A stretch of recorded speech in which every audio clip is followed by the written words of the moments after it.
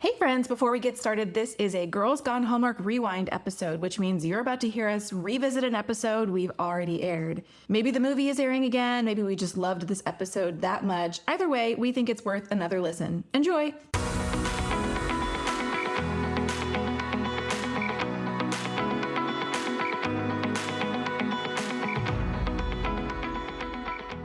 Welcome to Girls Gone Hallmark, a Hallmark review podcast. I'm Megan, and I'm a longtime Hallmark movie fan. I'm Wendy. I'm your former Hallmark hater.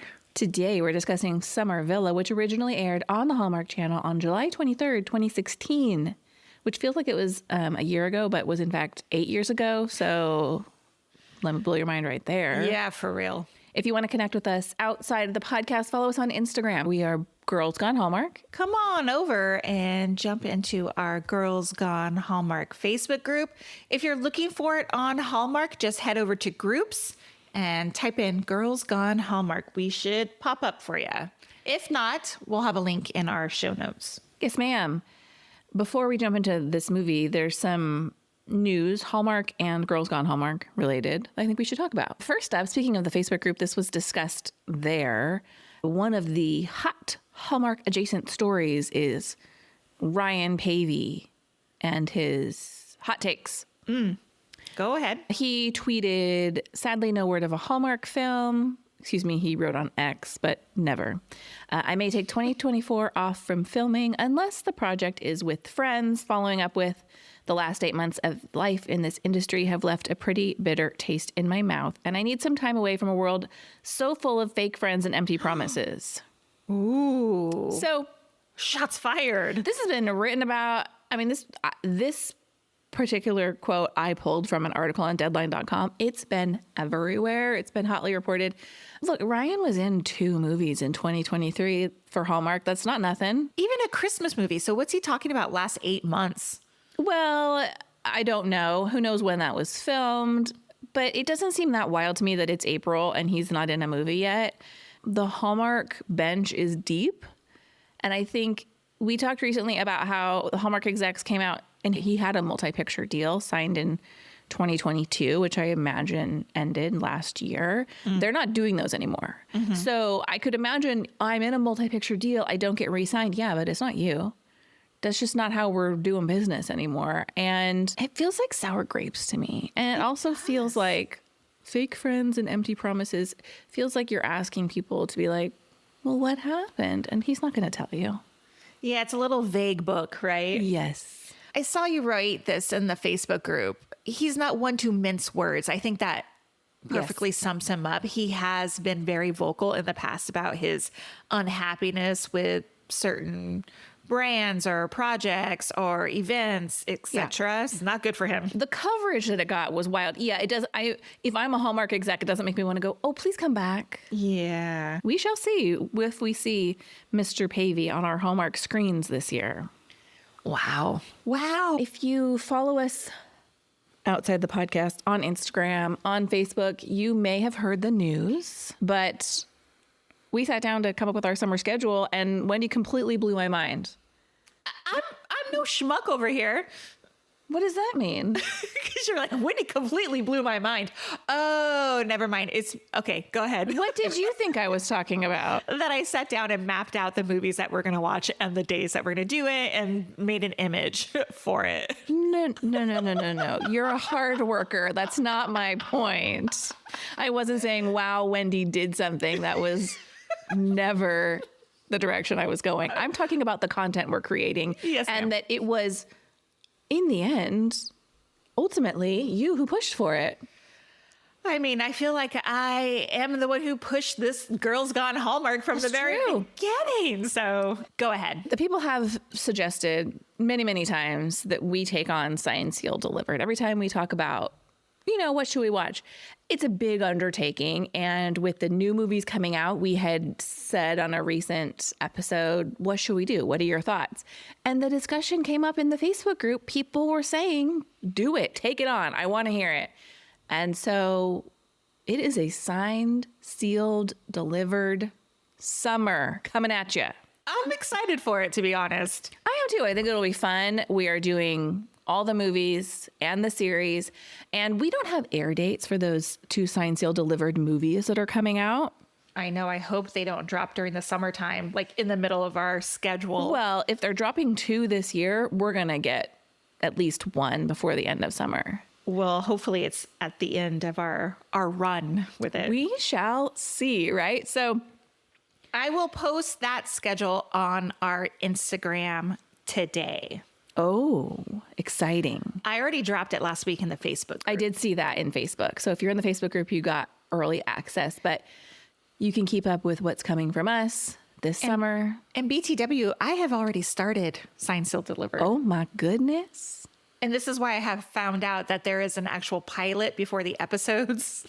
Because I watched the first episode and I'm like, wait, did I miss something? Like, who are these people? Oh. Now it makes sense that there was a pilot movie first and then all the episodes. So anyway, I like what I've seen so far. Oh, I'm glad to hear it. We did get one DM that was like, no, they're not that good. I know. So- I hear that in my head every single day too. I'm like, what have I gotten myself into? I'm not so much worried about what we've gotten ourselves into. We've watched plenty of bad movies. But don't go anywhere if Signed, Sealed, Delivered isn't your jam, is all I'm saying. We will be doing Christmas in July again this year. Yes, I'm really excited about the slate of movies we're reviewing there. We have too. 8 never before, 7 never before reviewed movies, and 1 revisited movie. We will be breaking up Signed, Sealed, Delivered with a little holiday cheer. Yes. I'm Super excited about our schedule. Me too. All right, let's move on. You ready for a synopsis? I am. Summer Villa, a celebrity chef who is getting over a bad review, and a romance novelist who can't seem to get her next book started meet accidentally at a French villa. This movie first premiered on Hallmark in 2016, and then Hallmark re-aired it as part of their Summer Nights lineup in 2020. When I saw that note, I was like, are you telling me Hallmark never repeated this movie between 2016 and 2020? Because they re-promoted it as like, not new, but like exciting to our Summer Nights lineup. Here we got Summer Villa. I doubt that they never re-aired it. My guess is 2020. Knowing what we know about Hallmark Productions, right? Things were halted in March. Maybe they were like, oh, we don't have as many summer movies as we need. We're just going to re-air this fan favorite during our Summer Nights lineup. Gotcha. This movie was directed by Pat Keeley. Pat has 10 previous directing credits. Summer Villa was his first project for Hallmark. He's gone on to direct Majestic Christmas and Christmas in My Heart for the channel. There are 2 screenwriters credited for this movie. Carrie Lee Wilson has just 4 writing credits. This is her one and only Hallmark movie. Other projects include A Scout's Guide to the Zombie Apocalypse in 2015 and College Road Trip in 2008. According to LinkedIn, she's presently an adjunct professor teaching Screenwriting 101 at Los Angeles Valley College. Also, per her LinkedIn, she is the co-writer on a project for Hallmark Media called There's a Cake in My Future, which I could not find any additional information about other than it's a book. So she's obviously adapting it, but nothing about it being connected to Hallmark other than her LinkedIn. Emmy Mochizuki appears to be Carrie's writing partner, as Emmy has the exact same writing credits. Hillary Burton plays Terry. Hillary has 34 acting credits, including previous Hallmark movies like Surprised by Love and Naughty or Nice. She played Peyton Scott in 130 episodes of One Tree Hill, as well as 25 episodes of White Collar. Hillary has been absent from Hallmark for several years after being, quote, let go from Hallmark Media in January 2019. She says she was fired from a movie for being outspoken about the lack of diversity on set. Makes me like her even more. Have you ever seen White Collar? No. Netflix is pushing it hard to me lately. But I'm deep into The Resident and I cannot be swayed. Season 3, baby. Oh, wow. You have surpassed me. Yeah, I can't stop. Won't stop. Victor Webster plays Matthew, or Chef Cupid if you nasty. Wowie zowie, Victor has a whopping 92 acting credits. We most recently saw him in One Bad Apple, a Hannah Swenson mystery. Finally, this movie was filmed in Montreal, Quebec, Canada. First impression, is this peak Victor Webster? Hot damn. Yeah. All I think about is that pool scene. Sorry. Woo. Wowie zowie. Yeah, he looks great. 100%. Mine is, if fake Nantucket is Cantucket, what do we call fake France? What do you call it? Wait, look, this is like a riddle. If fake Nantucket is Fantucket, then what do we call fake France? France? Sorry. What did you like about this movie? Okay, so I thought this was a really lovely movie. Yeah, me too. And lovely to look at. Of course, there were like a familiar Hallmark trope, but there was something about it. I didn't feel like Terry's success and happiness was a result of meeting Chef Cupid. Yeah. But like his presence did awaken her, or like awaken something in her. And that transformation was nice to watch, lovely to watch. Agree. Yeah, tropes aren't all bad, particularly when they're done well. And this one was done really well. Uh-oh. Okay. What? You didn't think so? When I'll get to it in my wished for. Oh, all right. Well, I just mean the we're both at a villa in France. I actually thought let me back up. When she looks outside and sees him swimming, I'm like, come on. How does he not know? But then they have the conversation with the sister and she's like, you didn't tell mom and dad you were going. I told mom and dad I was given my week. I bought it. A little miscommunication. Understandable miscommunication. Yes, not the most unbelievable story. But one thing I really loved that has absolutely nothing to do with that was a surprise to me, was the relationship that Abby and Chef Cupid developed. Probably shouldn't call him Chef Cupid in this instance. Yeah. Matthew. Yeah, Matthew. Abby and Matthew. I thought it was great. I actually really liked Abby's character. I thought she played a great, believable teenager. And I think it was more believable to me that she was able to develop her relationship with someone else other than her mother. And I liked that we had this whole other storyline. It didn't involve Terry having to be like, oh, let me help you find your passion as a chef with these flavors. Like, she didn't have to be a part of that. They were able to help each other without having to actually partake in each other's careers. And I liked that.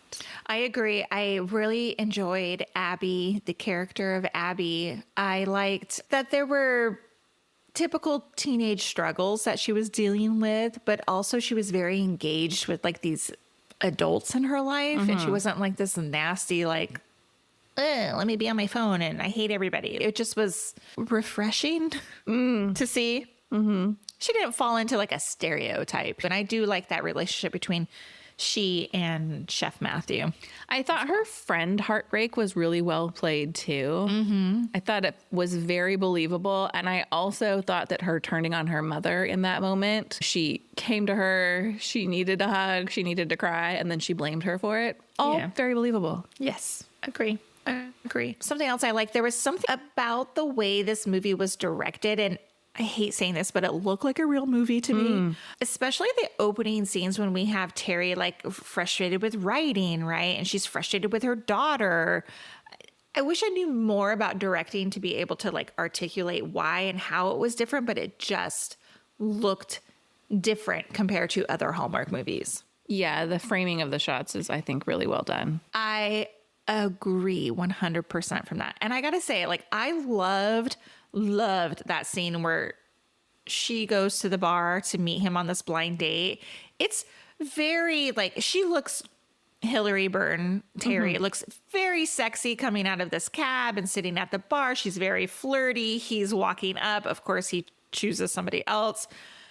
I love that whole scene. Oh, You didn't like it? I liked it. It moved me. I thought it was good. I thought it was good acting. Yeah. I liked her talking to his back, like when he's talking to who he thinks is his date and she's answering him. That was clever. Yes, I liked it as well. I think there's some good one-liners in this movie. I actually am surprised that the writers didn't do more when Terry is talking to her friend, Matthew's sister, and she's like, he doesn't want the right girl. He just wants the next girl. Mm-hmm. And then She says to him, you can't let them take anything from you when she's talking about bad reviews, which is something that she can obviously personally relate to as a writer. And I think that advice also applies to her daughter when her friends are talking about her on social media. I thought there was some well-placed lines. Yeah, I am kind of disappointed that these two writers haven't written more for Hallmark. Counterpoint to that, I did read some reviews on, I was going to say Yelp, on IMDb. And of course, you get the worst over there. Some people were complaining that the characters were too whiny.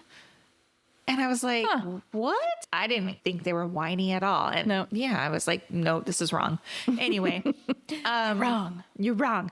I thought Hillary Burton was fantastic in this. I wish she would give the network another chance. I think they've made great strides over there. Yeah, but do you think they want her back? Well, I think her problem was with Bill Abbott because the article I did read said like it comes from the top. Yes. You know what I mean? Yeah. And so that top is no longer there. And they have other people there who are moving in a different direction. So I just wish maybe they could meet in the middle somewhere. Yeah, I think she's great. I think she's a great grounding force for the network. I really like her. I liked her in that kind of weird Paul Campbell movie that we watched. Surprised by Love. Yeah. I think she's really good. You know what's interesting too is like she's really good friends with Bethany Joy Lenz.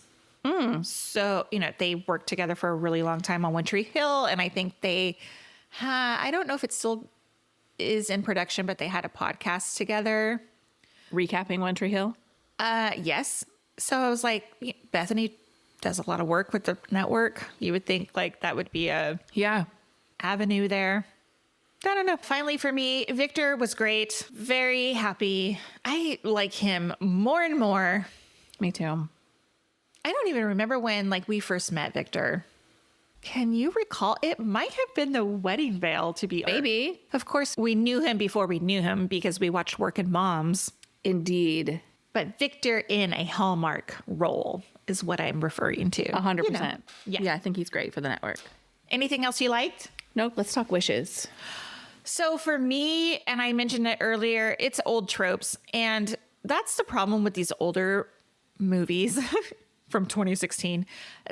I think we're subjected to these tired tropes. We're not that the new movies don't have them, but they just seem so obvious to me and they make me a little irrationally angry, I guess. I don't know. We've got these two people who can't stand each other and then they end up spending the entire, time in the same house and falling in love, or the whole miscommunication, not even a miscommunication, but when Terry assumes that Matthew isn't the dude because he gets a job opportunity, she feels oh, he's going to go away. And yes, now my very chance. least favorite is the lack of communication. Yeah, exactly. Yeah, you probably shouldn't read romance novels because they just take these tropes and recycle them heavily. I can't stand it. Enemies to lovers is typically my least favorite, mostly because we've talked about it before, you have to make a big leap for me to believe it, that you've made that jump. And sometimes in an hour and 20 minutes, we don't have enough time to do that. I do think they did it well. I was rooting for them, but it is one of the harder hurdles to overcome for me as a viewer. Right. What about you? What did you wish for? Well, at the end of the movie, Matthew says, I want to know, this is our story. I want to know what happens next. And yeah, me too, because what's the plan?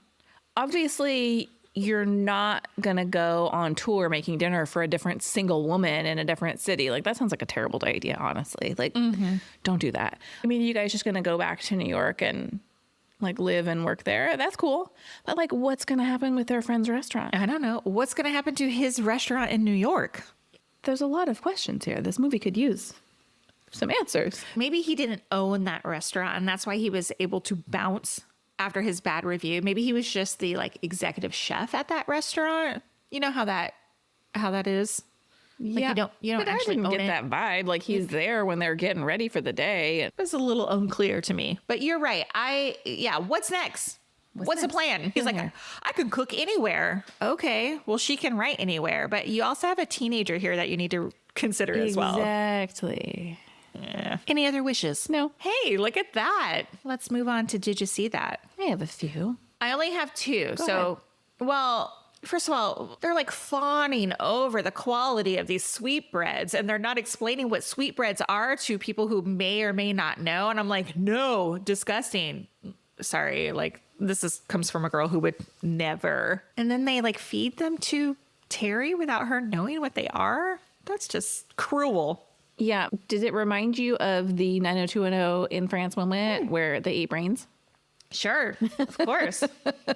It's brains. I can just picture them. Yep.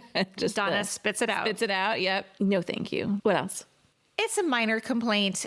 It's when he's lounging by the pool and they think that's so funny hijinks, Terry and the daughter, Abby, and they like flip over the chair and he is asleep and falls into the pool. Like, how terrifying would that be? God, I would be so mad. I would be so pissed, first of all. And then second, like they flip the whole chair over, but in the next shot, like the chair is sitting there and like his book and towel and everything is on it. So it's like that stuff didn't go in the pool, just him. It just... Well, what I noticed in that scene is he's holding a book and Terry like reaches for the book as they're flipping him over. Oh. So I wonder if they just like tipped the lounger and then like tipped it back. I don't know. But whatever. Yeah, I was like, don't throw the book in the pool, and then you can see her hand. Got it. Grab but could you imagine I'd being be so startled mad. like that? No. Like that could give me PTSD for the rest of my life. Seriously, like that's the end. Our relationship is over. Don't look. We have a rule in my house. Don't sneak up on me. Like don't hide from me. That's not funny. Not funny. Oh, not cool. Couple just little moments in the beginning of the movie. Matthew's at work and he's going to go on his date and he like walks through the kitchen and he grabs his suit or his coat like off a hook in the middle of the kitchen. This is like a terrible place for your clothing. Just got to say, even if it stays clean, it's going to smell like a kitchen. Yeah. I laughed out loud at the giant old key ring that the sister hands to Terry. She's like, oh, we'll yeah. stay at our family's estate in France. And it's like a giant rusty key. No. Did they bring it back from 1814? Seriously, it's like Pirates of the Caribbean. That's Did Cat bring it back? You know, remember when she finds that key? Yes. Okay. It's seriously like the dog with the keys in Pirates of the Caribbean on the ride, like outside the jail cell. Terry is recognized by so many people, and I'm just going to say, writers aren't that recognizable. Like, maybe if I introduces herself, but physically by name, like, oh, are you Terry? No, I'm sorry. Nobody knows what these writers look like. Yeah, I mean, remember last week's movie, Blind Date Book Club? Like, Robert Buckley, who played the... Yeah, had written this like blockbuster smash series and the bookshop owner doesn't recognize him. Come on, it's just, no. And finally, they get into that little sporty coupe to drive away. It's a very Harry and Meghan moment to me because it reminded me of the car they drove away from their wedding in, if you remember. Anyway, they don't wear seatbelts. Oh. Not even a lap belt? They didn't show them putting one on. And he like peels out of that driveway. I was like, careful. Put your seatbelt on. Bad things happen even in the fake French countryside. Yeah, of course. Of course. Even on movie sets. Even on movie sets. Right? Okay, what'd you rate this one? 4 stars. I gave it 3.75. Oh. That is not a bad rating. I know. It was okay. Here's where I'm gonna get defensive. I'm not mad. No, it was probably a really excellent movie for 2016. The bar has been raised. I think the bar has been raised. Yeah, I really liked it, but I agree with you. But I really liked it. Yeah, I liked it too. Hey, thanks for listening to this episode of Girls Gone Hallmark. If you want the jump on everything new coming to the podcast and you just want to talk Hallmark movies and TV shows, we'd love to have you in our Facebook group, also called Girls Gone Hallmark. And if you love this podcast, we love and need your 5-star ratings and reviews. You can leave them in the podcast app of your choice. We may even read one the next time we record. Thanks for listening. We'll see you next time. Goodbye. Bye.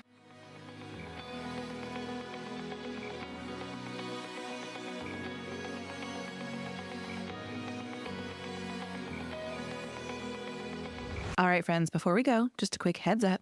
You're about to hear some ads. These little gems help us keep the show running and the Hallmark love flowing.